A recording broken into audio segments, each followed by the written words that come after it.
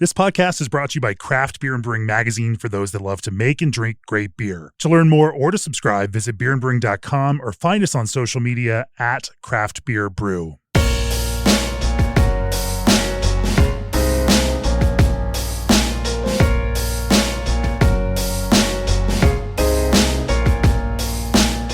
It's episode 495 of the Craft Beer and Brewing podcast, and in this special episode brought to you in partnership with White Labs, we're going to talk about one of my favorite topics, fermentation. Well, every ingredient sector of the brewing industry is experiencing innovation at a breakneck pace with things like low-color malts, flowable hop products, et cetera, et cetera. One could argue that no segment of the brewing world has seen the same amount of change as the fermentation side. While the range of colors that brewers had to paint with has always been broad, over the past 10 years, we have seen remarkable things in terms of both flavor and function. A Scandinavian farmhouse yeast challenged what we thought we knew about temperature and ester formation. Enzymes like ALDC took their place in craft brewers' toolkits. We've developed more and more knowledge around lactic acid producing bacteria, and once expensive technology around rapid hybridization and gene editing has become far more accessible, offering the scientists who support brewers more pathways to target function in fermentation. And of course, that comes with lots of choices that those scientists and those fermentation specialists can make. In today's episode, we're going to take a deep look at the technology behind new yeast development, using the new WLP 079 Suava strain as our working example. And we're going to get into the function and practical concerns as well. It may seem all well and good that a yeast company, they just release a new yeast. But how do you get from what's possible to what brewers want, then get it to work in a format that makes it accessible to brewers anywhere in the world?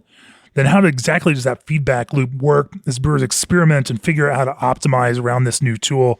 We're going to walk through all of that in today's episode. And joining me for the conversation are Justin Cloutier, head brewer for Willibald Farm Brewery in Ayr, Ontario, Canada. Welcome, Justin. Hi, thanks for having me. Also, Richard Preece from Escarpment Labs. Welcome, Richard. Thanks for having me. Big fan over here. I can't believe it's the first time I've had you on the podcast over all these years, but I'm excited as well. And then joining once again, White Labs founder Chris White. Welcome back, Chris. This is not your first podcast rodeo. No, I always love doing them. Thanks for having me back. Last time I saw you, we were floating around the lazy river, doing some laps at the Firestone Walker Invitational Water Park. An awfully good and relaxing time. Yes, with something delicious in our hand. Yes. Good times. All right. So, what I want to talk about in this is, this obviously using this new yeast Suava, which you guys can, give us all more information about. What I'm really fascinated with is this kind of development process and how a new yeast comes to be. You guys have some ideas. Obviously, brewers, when they're tasting something, they might taste a flavor in some adjacent food or whatnot and be like, I wonder if we can get that flavor in beer. And then they reverse engineer and figure out how to make a recipe that pulls in some of that flavor, or how to then tweak, or they have a beer that another brewer makes and like, how did they do that? And they have to, they solve the problem. For you guys, it's like several steps more difficult than that, in that you were talking about living organisms and how to then get them from what exists currently to what you want to exist. There are a couple of pathways, and there's different yeast companies that pursue different pathways on it. And you guys have, chosen an approach that you have chose. But I don't know, maybe, let's start in a broad sense. Where does that yeast development piece start? Does it start with the science? Does it start with, I think we can do this? Does it start with like a creative brief? Like, hey, wouldn't it be great if brewers had a yeast that does this? Or is there some blend of all of these things? For you, Richard, where do you start with that?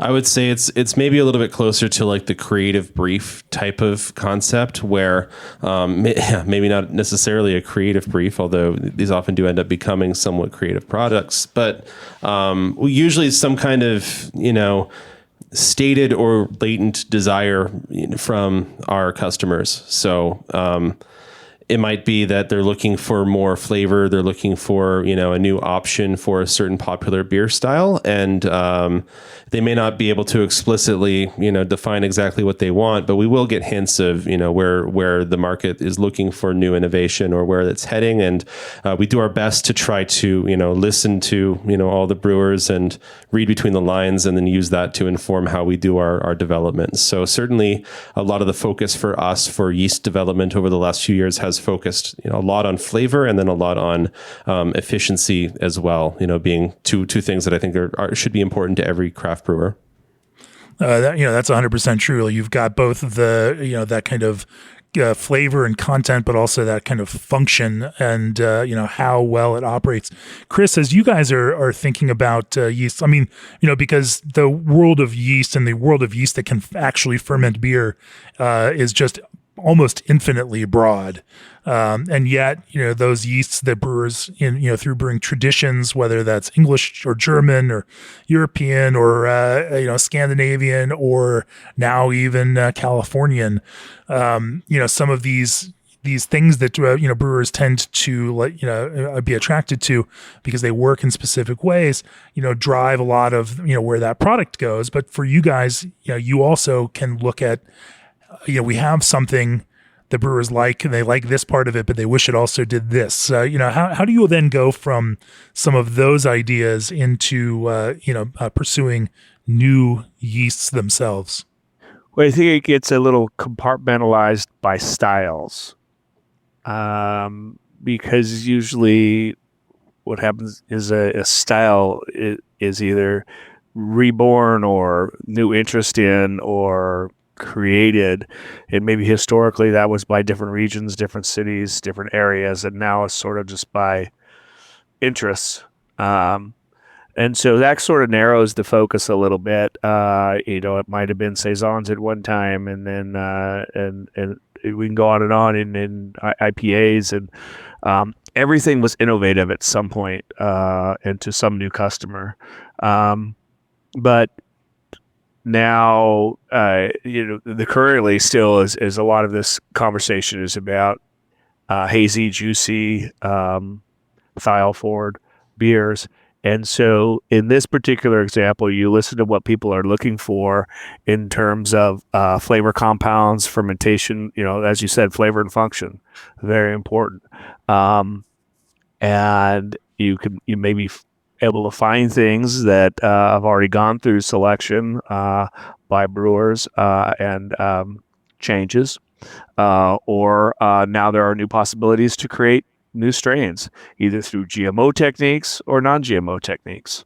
It's interesting you say that have already gone through selection by brewers, and I think that there might be this kind of misconception out there among some brewers that certain brewing yeasts that we use commonly are just natural things, and the truth is that they aren't, right? That these brewing yeasts that we have in these major schools are products of the environments that they grew up in, the breweries themselves, and that, say some of these, like this London Ale 3 yeast that, lots of brewers now use for hazy IPA, it grew up in the conditions of the brewery that it, was sourced from, and grew up around those tank geometries, those open fermenters generally, and lower head pressure, but the exact kind of environment. And these yeast are living things, like they grew to optimize for that environment, and they happen to work in other environments and tend to work better when we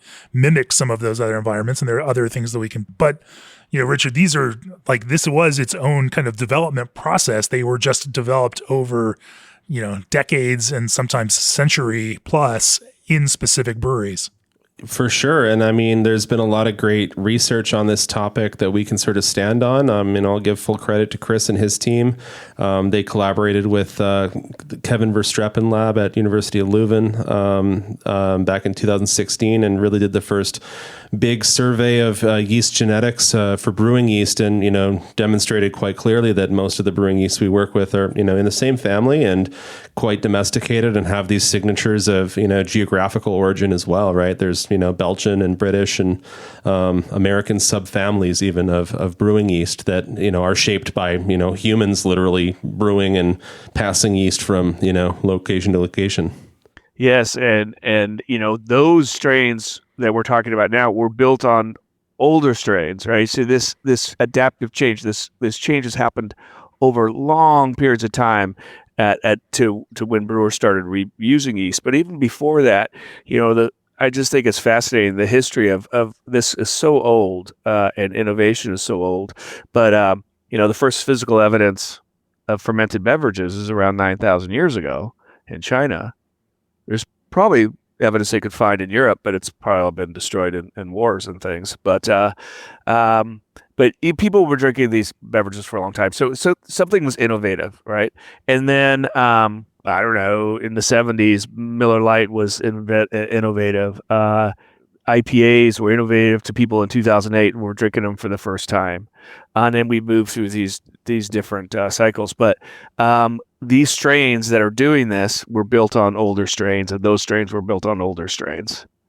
And a lot of the beer style and, the yeast, and now the conditions in the brewery all kind of worked in concert.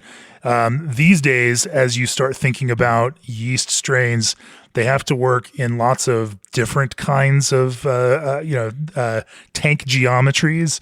The tank geometries of a 2,000 barrel tank here in New Belgium in Fort Collins might be a little bit different than a squat fermenter at the old Fort George Brewery in Astoria, where they're having to keep it under those crazy mostly cone tanks, or some of the wide tanks that Von de Betz might use at De La Seine, and so the range of different kinds of spaces, like yeast has to adapt, in different kinds of ways now to all of the kinds of formats. And we've built technology that can help adjust for some of those concerns. But now as you start thinking about what those yeasts need to be, we're decoupling a little bit from the place itself and the specific kind of fermentation cellar in which that fermentation happens.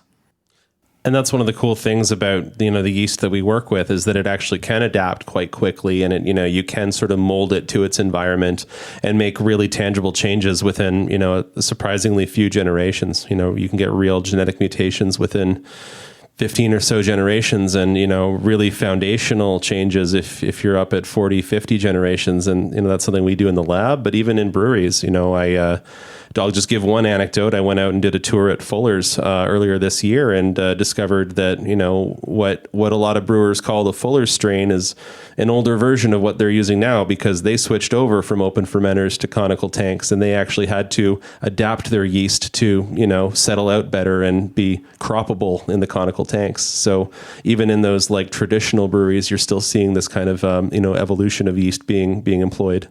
Interesting, Richard, because that's one of the answers I've given for the last 30 years. Even a long time ago, when people would say, "Why don't you call Fuller's yeast Fuller's, or another yeast?" And I said, "Well, they can change their yeast. It won't, and it also it's their branding, their trademarks, their things, which I think it's important to respect. But also, people can change their yeast, and so it may not be that anymore. So that's a cool example that you actually saw that happen."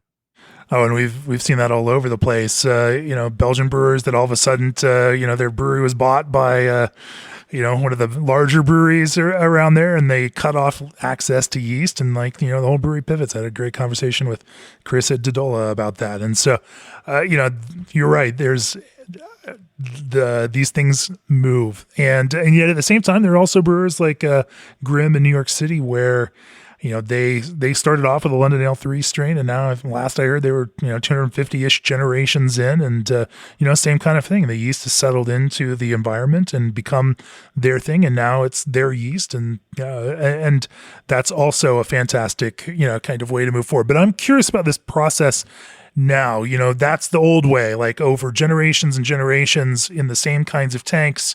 The yeast develops, you crop it off, it is hybridizing itself and optimizing itself to the location and the environment that it's in, the kind of beers that a brewer makes. And in the current environment, then if you start like, hey, I think if we had a yeast that kind of has these characteristics, but then also can do this, or the other thing, now you have a process that you need to move into and try lots of things to get there. What does that process, the science background on that look like? Sure. I mean, it ultimately, one of the ways that you can develop or improve a yeast strain is actually extremely similar to what breweries might do with that, repitching in the brewery for 250 gens kind of thing. There's other things you can do. You can do like direct hybridization, create hybrid strains in the lab. You can do genetic modification. So that's where you hear about things like CRISPR, like gene editing technology. But a third option is what we call adaptive lab evolution, which is a fancy way for saying you repitch the yeast a bunch of times until it changes. And in fact, in the case of Suava, that's exactly what we did. It sort of started its life as a Norwegian farmhouse strain with some really interesting properties in terms of ester production and thiol biotransformation, but was like surprisingly slow fermenting and just really not well adapted to modern worts. And so, just to give an example, with that strain, we put it through close to 50 generations, just in a little shake flask, like small scale benchtop lab evolution. You don't need a whole lot of resources to do it, which is kind of cool. If you're a home brewer, you can do it on a stir plate.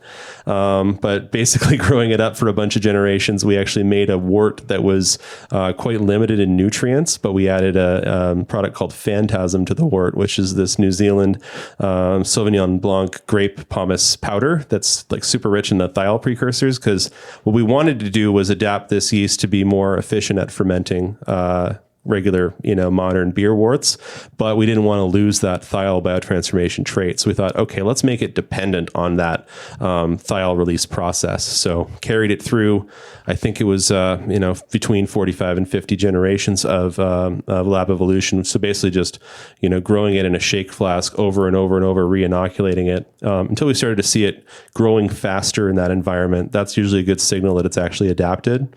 And then basically we did this in parallel. So take a bunch of different colonies of yeast and compare them to each other and slowly narrow them down, pick the best ones each round. Almost exactly how hop breeders, barley breeders do their plant breeding. The advantage for us with yeast is that yeast grows way faster. We don't have to, go through a whole planting cycle. So we can do this work a lot faster in our case. So, what might take 10 years to make a plant variety, it's less than a year with yeast. So create the environment that you want it to ultimately thrive in, because it as an organism will adapt to that. But, I think we all know that this evolutionary process is full of dead ends as well. When you say select out the best, I mean, what does that mean? Because you can select out what looks the healthiest, and just because they're the healthiest looking colonies don't mean that they're also going to produce the kinds of esters and whatnot that you actually want to brew beer with. The organism itself doesn't care what it's putting off and what humans taste out of that. That is not part of its evolutionary strategy. So how do you adjust for that piece of the process?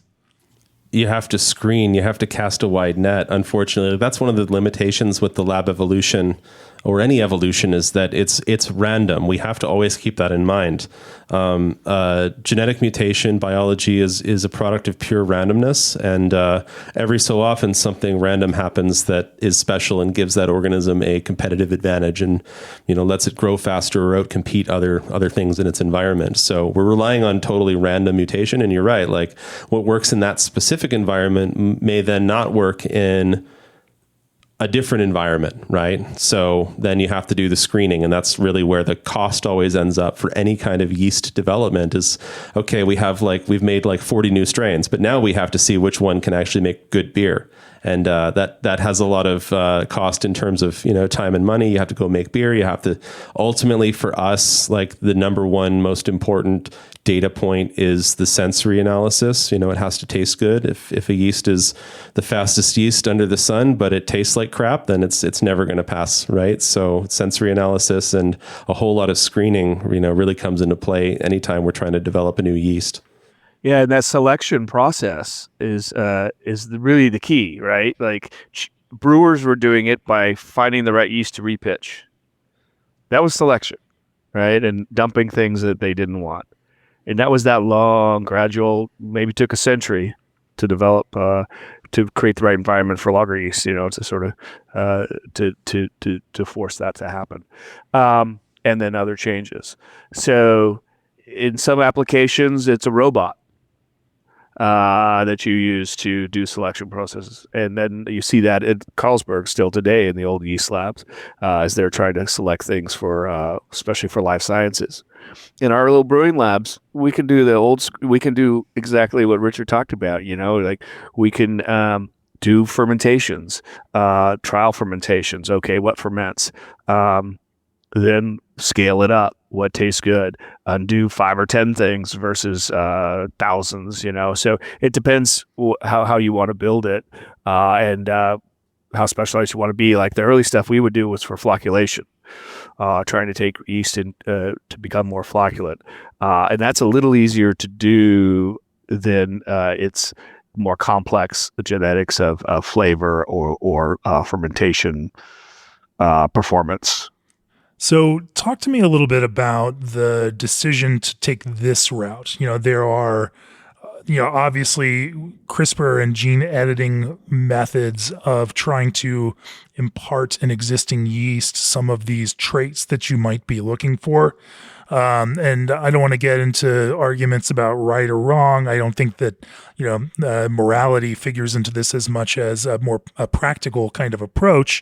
And one of those ideas is that in many countries in the entire European Union, you can't use it if it's a genetically modified yeast. And so from a commercial perspective, there's an opportunity, for using process that is not GMO like that. But you all very specifically took this kind of rapid hybridization kind of approach. Talk to me a little bit about that decision. Yeah, I mean, obviously there's different approaches. I do feel that the genetically modified side of things for certain traits is really well covered. If you look, for example, at thiols, one could argue that is quite well covered by some existing products that are on the market. So then you can also look at, okay, where isn't the market being served? And in this case, there really wasn't a viable option for a non-genetically modified strain that has good capability for thiol biotransformation, and so that seemed like a really interesting hole in the market to try to address in this particular case, especially when when we've positioned in this case as a dry yeast where it's a lot easier to distribute in other places in the world, especially places where genetically modified organisms are not so easy to get onto market as they are in the United States, for example. But then dry yeast also brings, which we should also note that putting it in that dried format means that lots of brewers in places that do not have access or where shipping is much more expensive, where storage conditions are more challenging, lots of folks in Southeast Asia and whatnot, and even large parts of Europe for that matter, just prefer dry yeast for that kind of use factor. It creates a bigger potential pool of would-be customers. But that, even the drying process means that the yeast have to be they have to be able to live through that process and thrive through that process. So that's a whole nother level of kind of talk about that, Chris. Figuring out how to make a yeast that can survive that drying process and then and thrive also has its own concerns. Yeah, that's the nice thing about liquid yeast is that you don't have to get it to see if it can dry, to force it to be able to dry, to just that has a lot to do with its membrane and cell wall materials and its own individual genetics. So our first kind of foray into sort of maximizing a strain for thiol performance was Tropical yeast. It was a blend. That's cool. People don't like blend, or some people want to dry, but it really maximized some of the strains. in that selection. But now this strain, we didn't know, for example, at the beginning, if it was going to be able to be dried. And so, you have to look at that first. And some great strains still are not able to be dried. There was no brewing strains that were dried not that long ago, and now there are. So these companies have, and that's why it's nice to be partnering with them too, to try to bring our technologies to them and help to work on these other strains that we can make in dry form. So it's a long process. It's a multi-country global thing. Us working with Richard in Canada, but also in various countries in Europe, and then having an eye also on Asia. We're all probably going to the same. I see all the same conferences and things, and beer is very global. So what you said, Jamie, earlier is exactly what people say, and so you're trying to, as a yeast supplier, also match the needs of this global beer production. Still, for us, mostly focused on craft, but GMO is something that is accepted pretty readily. The USA is sort of, it's not even neutral. It just doesn't matter. I'd say that experience in the food and beverage. My feel in Canada is a little bit different. We're always somewhere between Europe and the US. We can't pick a side. Well, maybe we should pick a side, but we can't pick a side. But I think that's okay. But the limitation can be also, where do you sell those beers that you make here? Do you sell those beers internationally that's used a GMO ingredient? Most of those other countries would say you're not supposed to. Here we kind of say, well, it's a gray area, and we do it. So sometimes, it's just a gray area beer doesn't need to be in sometimes, but it's okay to make the decision if you want it one way or the other. Yeah, like I said, I don't think we need to put a judgment on it. It is a process, but that process has ramifications and commercial ramifications if you choose to go that route. And but I think it's interesting that thinking about a IPA or a yeast that is designed for thiol expression and biotransformation that can be delivered in a dry format. I mean, it would seem like that is a kind of magical product corner to be in, looking at where brewers are and what they want. Justin, from your perspective as a brewer who I assume has used quite a few different yeasts to make expressive, thiol forward, hoppy beers, for you, what was there a hole that you had articulated? Were there some spaces where you saw, as a brewer, I wish I had this that could do this, and I wish something like this existed for me? Yeah, that's a great question. Just a little bit of my background.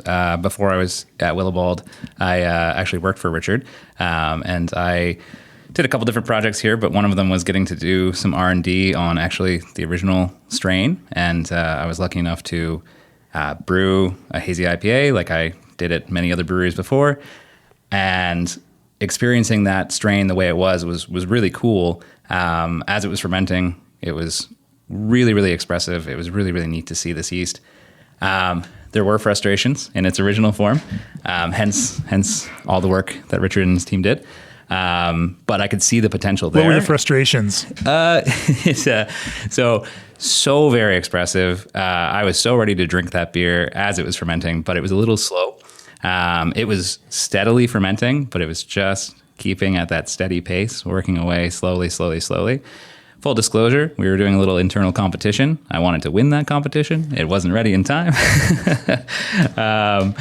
But no, I did see the huge potential there. And I, in my time here at Escarpment, even though I wasn't working directly at all times on that yeast, I was a big advocate for that work to continue. And I was really excited to see it go forward. Any chance I had to brew with that yeast through its several iterations, I would always take that opportunity. And then when this product was ready to trial, I was very, very excited to try at the brewery that I'm now at. So now you say it was expressive in a way Yeah. that was interesting and a little different than some of the other yeasts in this same kind of category. Yeah. How would you define that expressiveness? And now you've seen it through those early iterations, and now you've also brewed with the final iteration. How do you describe that kind of evolution of expressiveness and where it sits now in a broad sense? Yeah, it's really interesting. My brewer and I often talk about how hazy IPAs are such a weird style, and they can be kind of gross in the early stages. Before you dry hop them, they're a bit of a mess. They're not super balanced, not always anyway. And the yeast that we do use a London 3 variant, Foggy London here at Escarpment. For most of our IPAs. And it's really cool yeast, but it's not, I wouldn't consider it super expressive. It's somewhat neutral. It's got a little fruity flavor to it, but it's nothing too exciting. On the other hand, Suava, there was discussion of, you don't even need to dry hop this beer. It was fruit forward. It almost, like, it's obviously very thiol heavy. So if you're familiar with those flavors from working with thiols before, that comes through. It's not a huge punch in the face, though, either. I don't think that's a bad thing. I think it does make for a very balanced approach. It can be very complementary to the hops. It's a really cool building block. It's not like you're taking the dial and turning it up to 20. It's turning it up to 7 and then getting to play from there. Yeah, talk to me a little bit about that, Richard. I mean, we've talked about it in terms of understanding that American brewers do things in the American way, which is, let's go find the limits. Let's go find just how loud we can make it. And then we'll kind of figure out how to come back from that limit and settle into the kind of comfortable place where this is going to really fit. And in the case of thiol, I mean, we talk about thiols, but not all thiols are great. Some thiols, when you start looking at, the way that they work, it's not always a more is more kind of, character. Some thiols and the way that human perception works, from some of the research that I've, from the Hoppy research group when we went down there a couple of years ago in New Zealand, that some of the interesting piece on that is that, at certain threshold amounts, or beyond threshold amounts, you hit different kinds of perceptions that can start to tend negative if they get too high. And so finding a way to optimize around that in the range where brewers are going to be, then becomes an interesting challenge for this. Rather than just jacking the volume knob up as loud as you can, you want to is this going to hit these in the right kind of zone, given the kind of 6 to 7.5% beer, probably made with, this kind of 2-row or Pilsner malt and, hops with this kind of selection. You have to consider all of these variables of ingredient variables, as well as everything else, as you're thinking about how that ultimately results in the way that expresses. Or how did you approach that, now that I've stolen everything you might tell me about it? I mean, yeah, the answer that I like to give is that we don't just our interest is not just playing with the volume knob. I think you got to play with the tone and the EQ as well. Those are important factors, and it can make things more interesting and more personal. And I know the word that came up a lot when we were, both when we were talking, trying to position this strain, and also in a lot of the discussions with White Labs as well, who's, ultimately it's their brand on the package, was about offering something that's balanced and something that's integrated, because you do have options if you want to crank thiols to the max. Those options exist, and that's great for certain applications, certain people. One of the really interesting things about thiols is how diverse human perception is of these compounds. We all have different olfactory, smell receptors, basically, and they all work in different ways. So, one person might perceive these way more sensitively than others. So what that tells me is actually there's value to having a diverse range of yeasts that can do these types of flavors for the industry, rather than something that's just going to be, cranked up to 11, right? And then the other thing is also the interaction between these compounds and other flavor compounds. So, for example, just to sort of piggyback on what Justin was talking about, if you take a London 3 strain, which itself is not particularly estery or expressive, and you add the thiol biotransformation, you're really getting, pure thiol. But if you have a strain that also has, stronger expression of ester compounds, your pineapple ester, for example, that will interact with the thiols and produce different flavor perceptions. And I think that's really interesting to us because that's a little bit less of an explored space. You all mention, obviously, biotransformation as the pathway to a lot of this thiol formation. And I think biotransformation is something that obviously was a buzzword last decade and then kind of fell out of some favor in terms of the way that brewers talk about it, even though, and some of the ways that brewers now think even about dry hopping in order, biotransformation is the key to this. How it happens is certainly changing amongst brewers. Justin, like for you and your process, how do you now think about that biotransformation? I assume, like many, it's not just about lots of active fermentation, dry hopping, and that you are finding ways to tuck those things in different kinds of ways so that that fermentation can be a little more tightly intentional and controlled. Yeah, absolutely. As you're saying, I think things have changed a lot.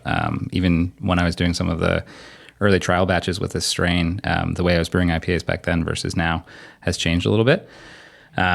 We front load a lot of whirlpool hops, obviously, not as much as a lot of folks, but we make sure we're putting some survivable compounds in there, making sure we're using appropriate hops.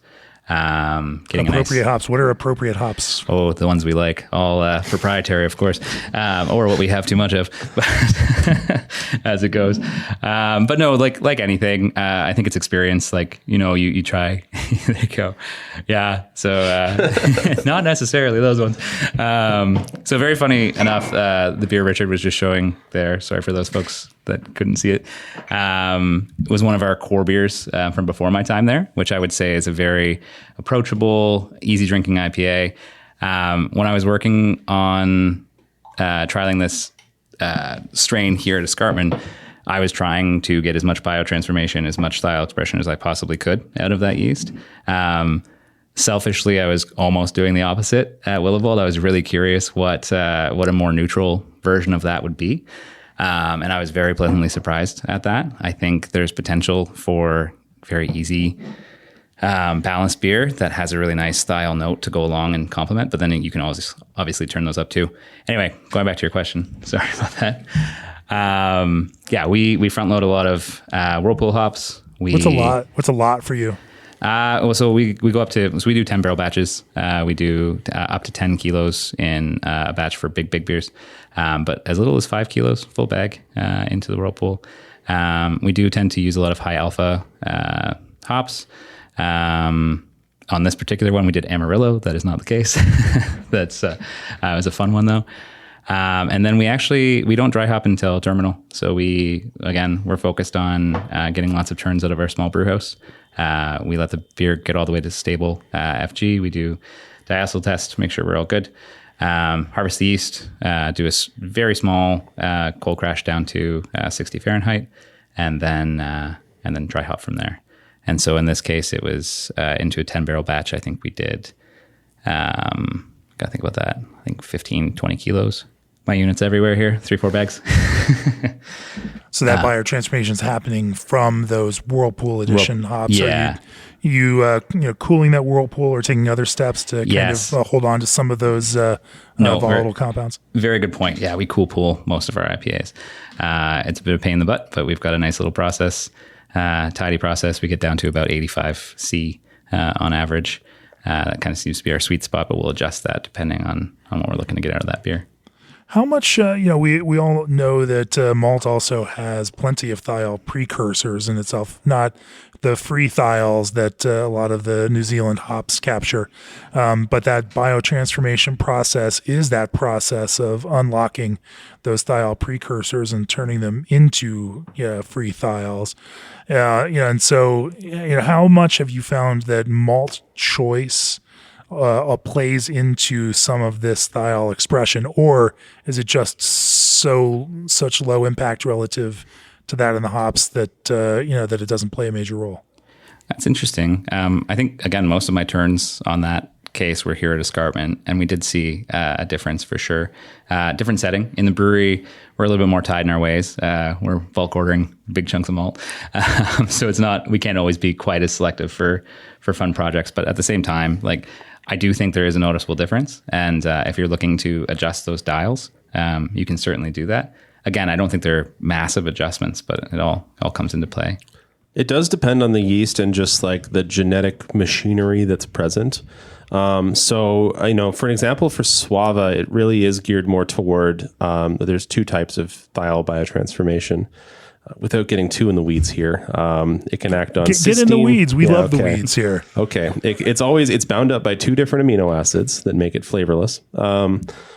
Cysteine and glutathione, two different amino acids.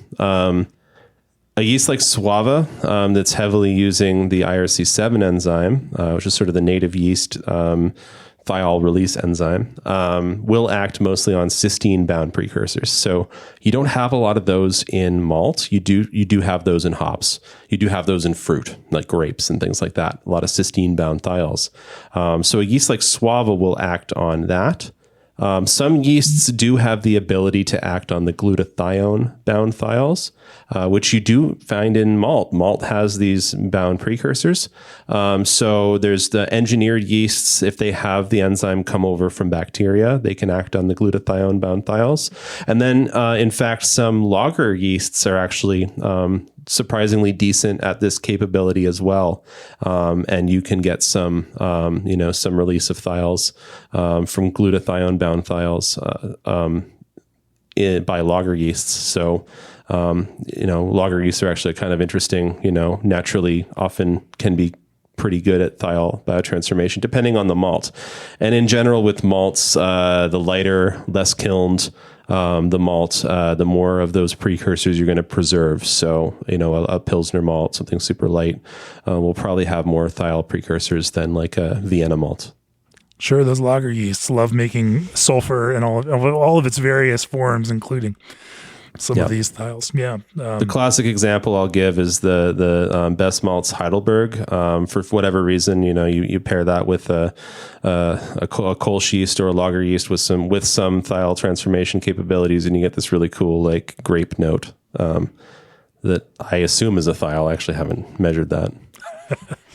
So then, how did you control for that, but also kind of find the limits through this, sampling and testing and rapid hybridization process, given the different kinds of hops and expression, like, understanding what it can do with, say a very free thiol forward New Zealand hop might be, or even a Pacific Northwest, very thiol forward hop like Citra, versus, some where, those thiols are in, lower, kind of thiol precursor level. As you're again thinking about how to select for, how did you make some of those choices? You're certainly, I'm getting into the weeds now, but like, you could select for that thing that does a more moderate job and kind of hits the middle of that, or you can select for those things that, build that bigger expression, even with these strong precursor heavy hops. Yeah. So, I mean, this is where the next stage of the sort of yeast product development pipeline comes into play, as being a big advantage, which is actual brewery field testing. So, once we have a strain we think is interesting, and then in this case, we've proven that it can be dried. And so, the format and the business case makes sense. Okay, that's great. We're excited about it, but we need this thing to actually, make some beer in breweries, so we understand, what it's good at or what its limitations are. And that's also a big advantage of working with our drying partner, who's Lallemand in this case. Great ability to run tests of new yeast strains, sort of rolling through the R&D pipeline. So in this case, we all kind of work together to identify some breweries to partner with as testers. I think it ended up being about 30 breweries around the world. And of those 30, I think about 20 submitted surveys back to us, which is a pretty normal success rate, I'll say. And like, this is really important because then we can get into all those variables, right? Some of them, some of them used phantasm. Some of them did mash hopping. Some of them made conventional hazy IPAs. Some of them made West Coast IPAs. One of them made a 10% golden strong for some reason that was actually super delicious. So I'm glad they did that. Some of them made like lower alc beers. So you get to sort of test these other potential uses of the yeast and get the feedback from them as well. One of the big outcomes from that testing was that, the breweries that were fermenting warmer were getting faster ferments. So that became part of the advice that we give around this strain. Actually can stand up to being pitched warmer, pitch it at 25 Celsius, like, 76 Fahrenheit-ish, and works quite well, for example. So we wouldn't have necessarily got all that without, sending this out to breweries and getting the real world feedback. Yeah. And the White Labs Brewing Company also gives us a, ability to get that feedback as we're developing new strains, make a beer and see how it goes. And so we were one of the first breweries to use this strain too, on that scale, on that size. And we did a session IPA. And I remember people on the team saying, "Why did you guys do a session IPA?" And it's because, you want, but now I have people coming and asking me how it works on a session IPA. It works great because, it's going to be a variety of beers that people will make with it. In fact, a brewery that I went to that's on that group in Mexico that tried it had made a session IPA. And so you don't want a yeast that's just going to do one thing. You want to have a pretty broad use of a yeast strain, even if it's within a certain style. And that sensory piece is incredibly important because that, again, is where the rubber meets the road. And as we all know, in that kind of sensory realm, 1 sample point, 2 sample points, 3 different sensory tasters is still not it's not broad enough to truly capture what something is doing. And, having 20 of them starts to create a kind of a broad, and when you start tasting these and seeing some of the commonalities between them, you can start to, kind of triangulate and develop a language around what it's actually doing and the kinds of flavors under those kinds of conditions that it is actually producing to give, brewers some of that real world guidance. Mm-hmm. Yeah, exactly. There's only so much it's always like, as a scientist, there's only so much you can do within the confines of the lab, and it doesn't always reflect what actually happens out there in the real world. So that feedback is always, incredibly helpful. You cannot replicate lab scale. I mean, lab scale can't replicate large scale.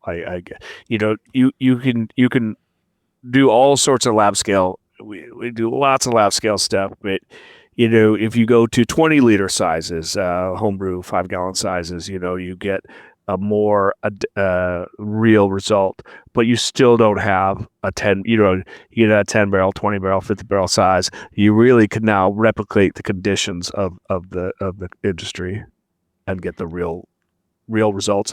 And then since it's for us as that commercial brewery have selling it, we can see if people actually like it, and do surveys and things. So.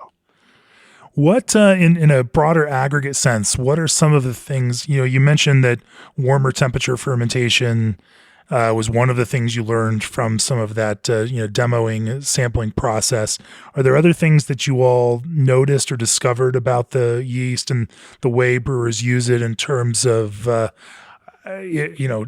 timing? Obviously, we talked about temperature, pressure, cell counts, and some of the other, kinds of, levers and factors that can and do impact the way that it actually works. Yeah, I will say, one of the other outcomes is in general, if people fermented it warmer, they would get more expression.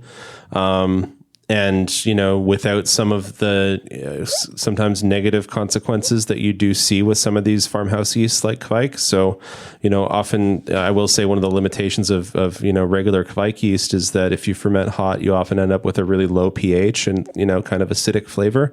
That doesn't really happen with this strain, which is great. So you actually can push the temps, and some of the testers pushed the temps beyond what we actually recommended. We had a more narrow range.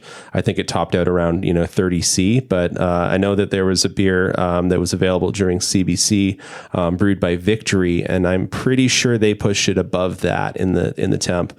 And, you know, their beer was done in like 3 days, I think. And actually that beer was super delicious, you know, no real, you know, strange acidity or anything like that, you know, really sort of came across like a hazy IPA should, but it did have these, you know, enhanced aroma flavor notes. And, you know, that is a normal thing with yeast. You know, the hotter temp you push, the more of those sort of esters you get. Thiol transformation can be, you know, a little bit less responsive to temperature, but these compounds are synergistic. And so pushing more esters can also increase that like tropical fruit perception. And I'm glad, so, you know, as you said, American brewers like to test the limits. So I'm really glad, you know, we had some of our testers do that. Yeah, they're going to even go higher probably, right? I mean, we want people to ferment this strain warm. I mean, my favorite temperature from our trials and from some of the other ones I've tasted, for me, is 82 Fahrenheit, 28C. That's my sweet spot in terms of performance and flavor. And you know what? Somebody might find another one that you like better.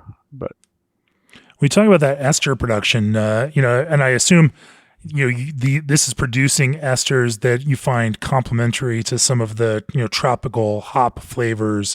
Are there ways that, you know, you all internally describe those esters in addition to some of the thiol compounds and thiol characters?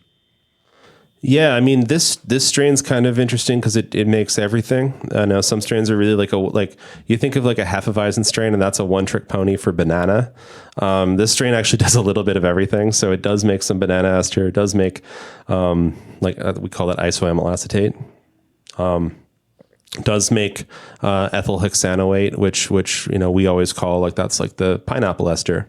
So you know the amounts of these different esters that a yeast strain makes will sort of dictate what its overall flavor profile is, right? If you have a lot of, you know, the ethyl hexanoate, ethyl octanoate, these sort of what we call fatty acid esters, that often tells us, oh, this is an English strain, because English strains make a lot of these aromas. If it has a lot of isoamyl acetate, that says, oh, this is like a Hefeweizen or a Belgian strain, because of the ester it makes. But in the case of the Suave, it's kind of like a, you know, bit of more of a Swiss Army knife. It's doing a lot of different things. Talk to me about haze and clarity using this yeast. That you know, it does sound like the range has been pretty broad in the way that brewers are applying it. Are there, you know, either other ingredient choices that can take you down either of those pathways, or that optimize towards either of those pathways, or other ways of using it that can either, you know, be more haze positive or promote more clarity? Yeah, and I will say, you know, one of the limitations, it is haze positive, but it is not as haze positive as your, you know, classic London 3. So, you know, there are certainly some processes that, you know, you can look at to ensure that. And unfortunately, it's still very complicated, right? You know, it's still not fully understood, you know, what practices contribute to haze stability beyond, you know, number one, do not stress the yeast. Number two, probably don't use sugar-based adjuncts and dilute the malt. Number three, use a lot of hops. But everything else is, you know, still somewhat up for discovery. I will say I've had beers, you know, lots of beers with stable haze with this. I've also had clear beers made with this. You know, it really does come down to the actual brewing practices as well. You know, I have seen, you know, brewers make intentionally clear beers with this strain as well, because that was the, you know, the target they were going for. You know, Justin, maybe you have some feedback as well, because I know we're actually tasting a side by side, and you know, certainly the Foggy London beer does have more haze, but I do think the Suave beer tastes a lot better at 4 months old or whatever this is. Yeah, like we definitely threw a couple of the things Richard was just mentioning at the beer. We did use some sugar additions in the boil. Again, system limitations, trying to push the ABV up a little bit. And I do still think it's still quite hazy, just not the same as the London 3. But that's, again, we didn't adjust process. In the next iteration of this beer, I would just certainly adjust for that and maybe consider some altering. Again, I was trying to throw a fairly neutral beer at this and see what I got, and I was, again, very happy at the results. Yeah, still. You still mentioned very time stability. Tell me more about that. I'm curious. Yeah. Getting a hazy IPA or expressive thiol forward, IPA character that's good 2 or 3 weeks after you release the beer is awesome. But also having it hang around for 2 or 3 months, that's really awesome. And so obviously, there's plenty of brewers that I've talked to are talking about locking in a lot of that through hot side additions in order to kind of seal more of that character into longevity into the beer. But Justin, talk to me about your perspective. Are there specific ways that you are working to try to make that hop character last? Yeah, I mean, honestly, at the moment, it's the middle of summer. We're just pumping out a ton of beer. It doesn't usually hang Doesn't around last that long. Yeah. Actually, this is one of the oldest IPAs I've had of ours in a while, which is good to see. It's still holding up. But no, it's always a concern. It's just being mindful of process, I think, for us right now. Just in the busy season, we're not doing anything too crazy outside of the norm. Just making sure we're checking the boxes, clean transfers. I do think, like, in terms of flavor stability, Suava so far has been performing really, really well in terms of the shelf life of the beers that it's making. And it's hard to quantify that scientifically, but we've been fortunate, I suppose, to age a number of beers made with Suava, and of course, it's important to taste those. We're in a market where beer can sit on shelves and not always with temperature control, so shelf life is really important here in Ontario. And in general, beers made with Suava, we found have held up really, really well in terms of, flavor stability over time. And so I would say that's a potential advantage of the strain. In those thiol notes, can be considered pretty survivable. If you're getting them into the can and it's not getting oxidized at that point, then they do tend to stick around. So it can be something that helps to sort of preserve some brightness in the beer profile, even if some of those other compounds are oxidizing out.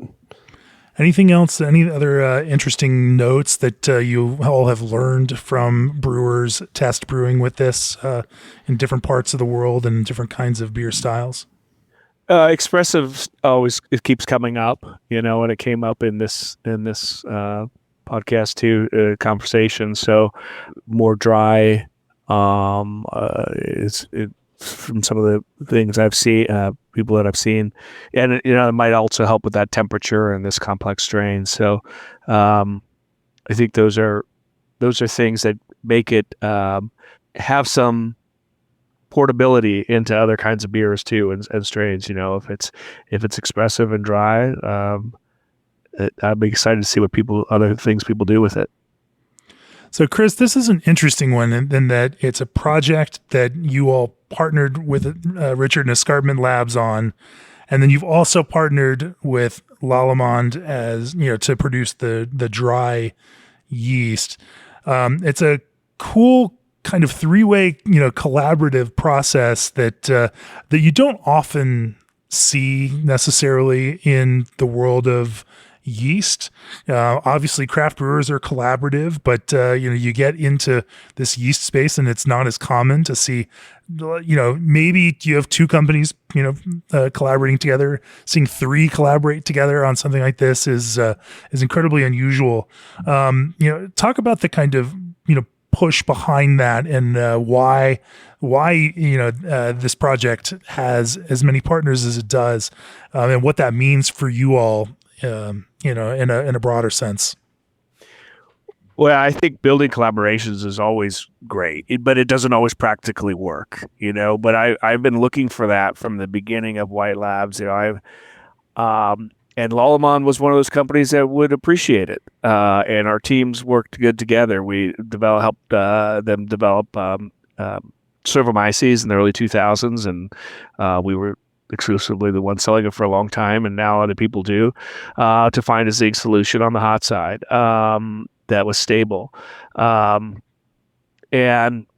so we've been having interactions going back to, that was probably 2001 or so, and then on and on. And then with Escarpment, it was similar kind of things where you approach some people and they're friendly or they're not, and you get along or you don't. Right. And so we've had some common ground from the beginning with the three of our companies together. And it's fine to be friendly. That's also quite nice. But it's another thing to start putting the pieces of the strengths of the companies together, from production capacity, drying, other kinds of R&D, and innovation, and Canada, US, and global. So to me, it's just the beginning. Well, you're making the yeast for a world of brewers, exploring a world of flavor.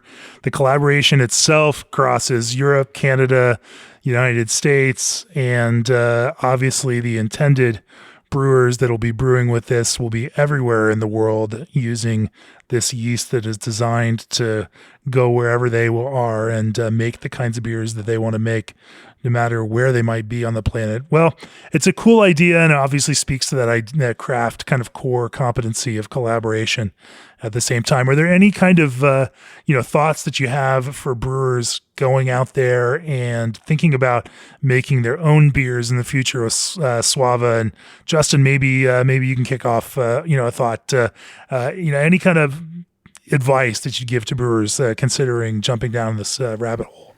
Yeah, I think one of the things I heard a lot about today, we made a hazy IPA with it, which I think is what a lot of people are going to look at this yeast and see opportunity for. But I was really excited to hear about everybody else's projects with this yeast. I think kind of knowing and understanding what the yeast does, and then going into that with the recipe is really cool. It's a really cool challenge. I want to make a West Coast with this now after hearing that. I want to make a super expressive style lager with something else. But I think it's really cool. Yeast is such a cool ingredient that I think it's overlooked. One of the things that drew me to Escarpment when I came to work here was getting to learn a lot from the team here and getting to play with all the different yeasts and really getting a better understanding of it. I think this yeast and all yeast, using it as an ingredient, using it as a foundational approach is really important. Like when you're putting that recipe together, start thinking about the yeast first. And I think this is a really cool one to start with. How about you, Richard? Any thoughts for brewers out there considering giving it a shot? I think one potential growth category for craft beer in general is in the low alc and mid strength beers. So I'm not talking about non-alcoholic beer. That's a different world entirely, and it's really hard. I'm talking your 2 to 4% category. I think that there's room for growth in pretty much every beer market in that category, and that's something that savvy craft brewers should be thinking about. And what you need to make tasty beer in that category is expression from the ingredients, and you're using less malt, you're using probably less hops because you have less backbone of malt to support that. And so one place that you can get a lot of your flavor to tie those beers together is from yeast. So I think experimenting with yeasts like Suava in that mid-strength category could yield some entirely new successful brands. Sure. How about you, Chris? Any thoughts for brewers out there looking to give it a shot? Yeah, I would think you could kind of go on a step ladder there. You could use it for a 2.5% beer, which I'd like to see more of. And people are experimenting; they're looking for new ingredients to kind of get into that category. That you're not NA, but you're still pretty low, and you're conforming to all of our TTB types production things with beer production requirements. and so you don't have to do anything different. But having something expressive is nice. And then just moving that right up to a 9% IPA and covering another big category. Like, New Belgium's doing great with their Voodoo Ranger at that 9%. So people want something low, so people want something high. And I think this strain will do great at both. Crank that heat up, get it fermenting, and even your 9% IPA, can't defeat it. Actually sounds kind of like a smart strategy for moving through some of these bigger beers quickly and without producing a lot of the kind of negative things that can sometimes come from those fermentations. No, that's really, really smart. Well, anyway, thanks to White Labs for supporting this episode, supporting the podcast once again this year. Chris, Justin, Richard, it's been phenomenal talking with all of you about Suava, about the yeast development process, about what it takes to bring a yeast to market, about this kind of collaborative approach to creating a next generation yeast that can be used all around the world by brewers who don't have to worry about some of the constraints that might come with other kinds of methods of development. And I'm excited to see what brewers do with it as it goes from this 2030 brewery test out into the broader market and more brewers start using it everywhere and anywhere. And hey, when you make those beers, send them my way. I'd love to taste them. And if they're awesome, send us a recipe because we'd love to share it out there with more brewers too. Anyway, it was great talking with all of you all. Cheers. Cheers. Cheers.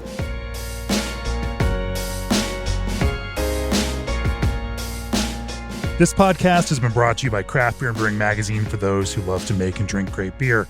To learn more or to subscribe, visit beerandbrewing.com or find us on social media @Craft Beer Brew.